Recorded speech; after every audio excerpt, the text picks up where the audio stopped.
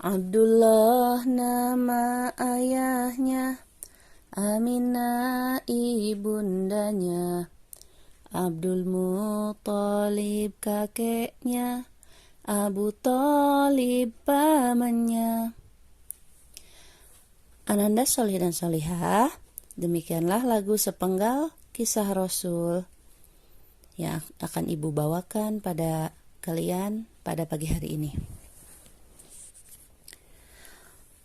Alhamdulillahirabbil alamin, wassalatu wassalamu ala rasulillahi sallallahu alaihi wasallam wa ala alihi wa sahbihi ajmain. Asyhadu an la ilaha illallah wa asyhadu anna muhammadan abduhu wa rasuluh.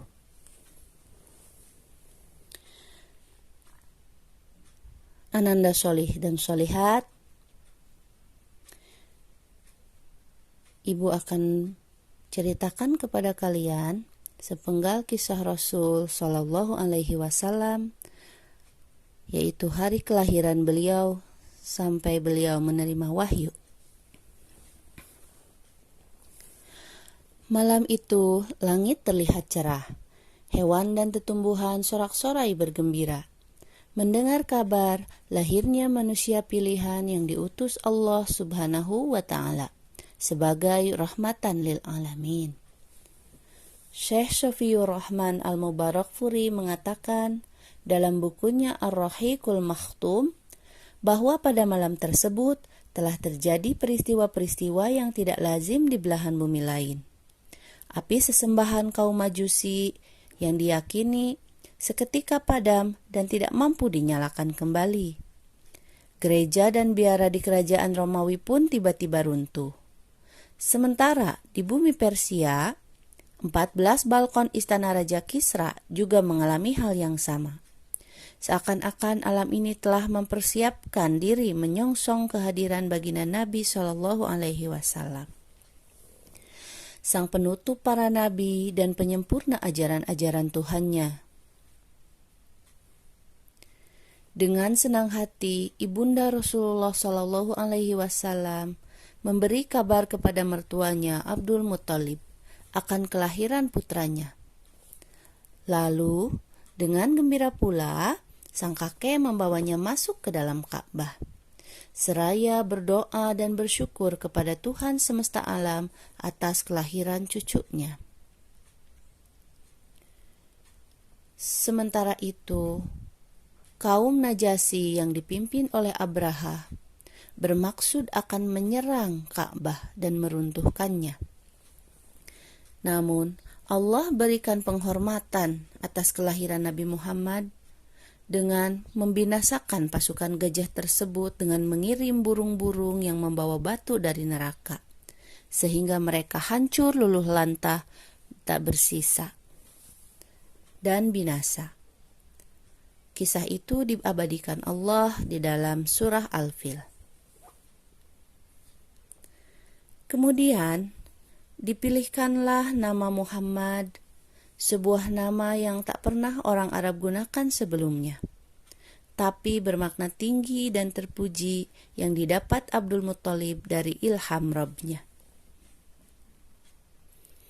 Muhammad kecil lahir pada malam Senin 12 Rabiul Awal tahun Gajah. Beliau lahir tanpa kehadiran ayahandanya Abdullah, sebab tidak lama setelah pernikahannya dengan Siti Aminah, Abdullah bersama kafilahnya pergi ke Syam untuk berbisnis.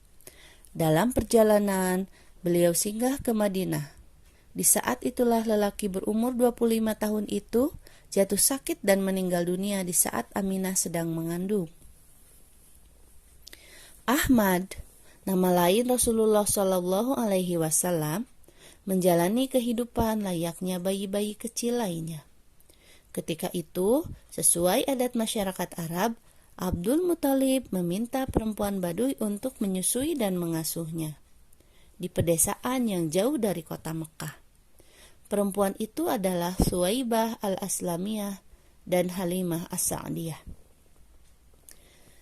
Ketika itu, kampung Halimah kering kerontang. Kambing dan unta mereka pun kurus dan tidak menghasilkan susu. Namun, Setelah kehadiran Rasulullah, bahkan saat perjalanan kembali dari Mekah, tanaman dan hewan mereka tumbuh subur dan gemuk. Mereka pun dapat meminum susu unta yang lama sudah kering. Keberkahan dan kebaikan terus mengalir karena keberadaan Rasulullah Shallallahu Alaihi Wasallam.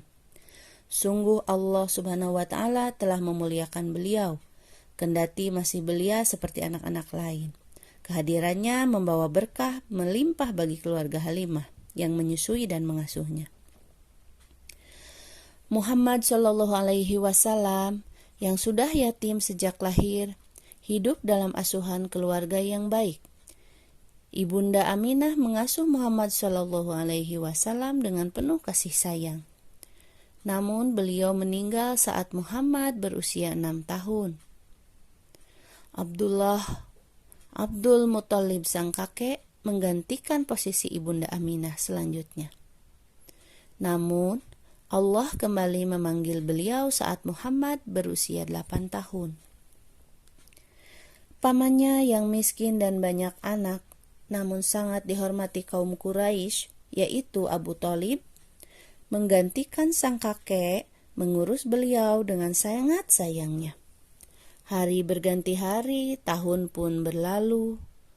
Muhammad Shallallahu Alaihi Wasallam senantiasa dihiasi akhlak terpuji semasa hidupnya. Ucapannya yang benar, pribadinya yang dapat dipercaya, perilakunya yang senang menyampaikan kabar gembira dan kebenaran, juga kecerdasan pola pikir beliau, merupakan cerminan kehadiran beliau sebagai Nabi utusan Allah Subhanahu wa Ta'ala yang memiliki sifat sidik, amanah, tabligh, dan fatonah.